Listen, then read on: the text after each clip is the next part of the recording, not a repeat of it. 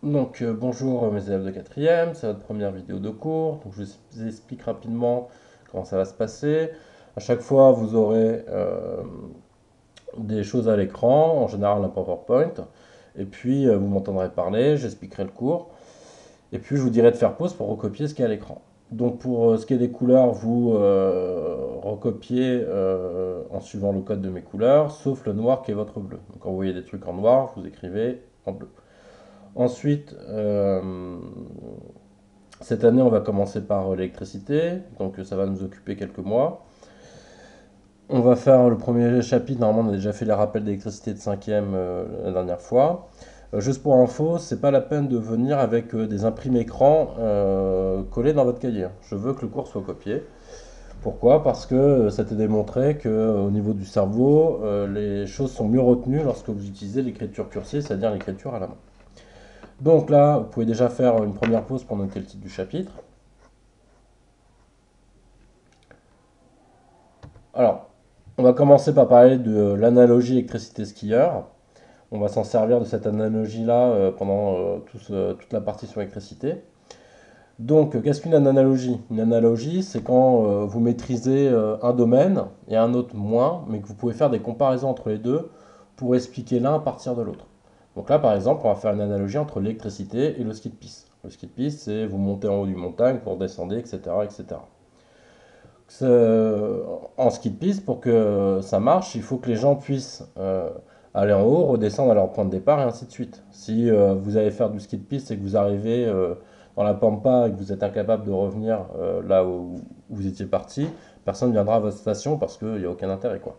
Et en électricité, c'est pareil, pour que ça marche, il faut que le courant électrique puisse faire des tours.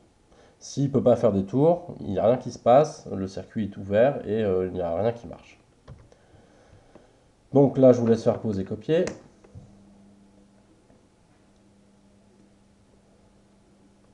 Donc, ensuite, pour qu'il y ait de l'électricité dans un circuit, il faut qu'il y ait un générateur, donc quelque chose qui produit de l'électricité. Alors, soit c'est un générateur, soit c'est une pile, une batterie, etc.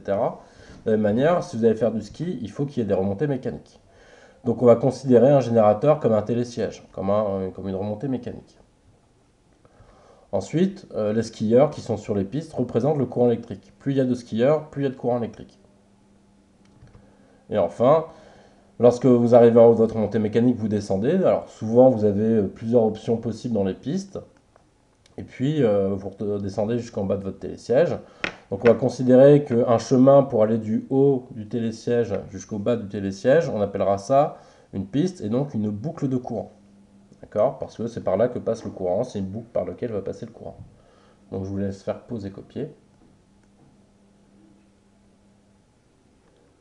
Ensuite, lorsque le courant électrique passe dans un dipôle, alors je rappelle qu'un dipôle c'est tout ce qu'on va utiliser autre que les générateurs en électricité, donc on a les lampes, les interrupteurs, euh, les moteurs, etc., etc. Quand votre courant électrique passe là-dedans, il lui fournit de l'énergie, et donc du coup ça lui prend de l'énergie. Les skieurs, quand ils vont passer dans un dipôle, bah, quand vous faites du ski de piste, vous passez sur une piste verte, rouge, etc., ça vous fatigue. Donc, ce qu'il faut retenir, c'est que passer dans un dipôle, ça fatigue les skieurs. Or, il faut retenir aussi que les skieurs sont des feignants. Ça veut dire quoi? Ça veut dire que si vous arrivez, un skieur arrive sur une bifurcation, vous avez plein de skieurs qui arrivent, ils ont deux chemins possibles. Il y en a un qui est plus fatigant que l'autre, plus difficile, entre guillemets. Et ben, la majorité des skieurs iront sur le chemin le moins fatigant. Donc, plus la différence entre les deux pistes en termes de travail sera importante, plus la différence entre nombre de skieurs sera importante. Ce qui veut dire quoi en électricité? Ça veut dire que plus vous aurez d'énergie électrique à fournir dans une boucle de courant, donc c'est-à-dire là où doit passer le courant, plus il y a de trucs à faire, moins il y aura de courant électrique dedans. Et le courant électrique préférera toujours choisir le chemin le plus facile. Pardon. Donc là, je vous laisse faire pause et copier. Donc normalement, on a revu ce qu'était circuit série, circuit dérivation. Donc un circuit en série, lorsqu'on a deux lampes en circuit en série, vous rajoutez plus de travail. D'accord?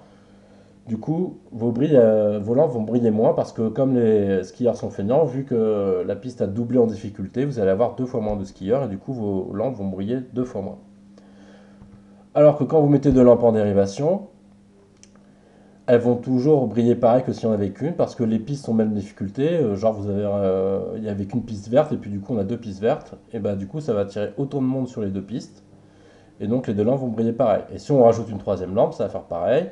On va avoir une troisième piste verte. Du coup, on aura autant de skieurs qui vont aller dessus. Et du coup, les trois lampes vont briller pareil. Ce qui implique quoi? Ça implique qu'on aura plus de monde sur le télésiège, par contre. Parce que vu que si j'en ai 10 qui passent dans la première, 10 dans la deuxième, 10 dans la troisième, ça fait qu'il y en a 30 qui vont venir du télésiège. Donc je vous laisse faire pause et copier.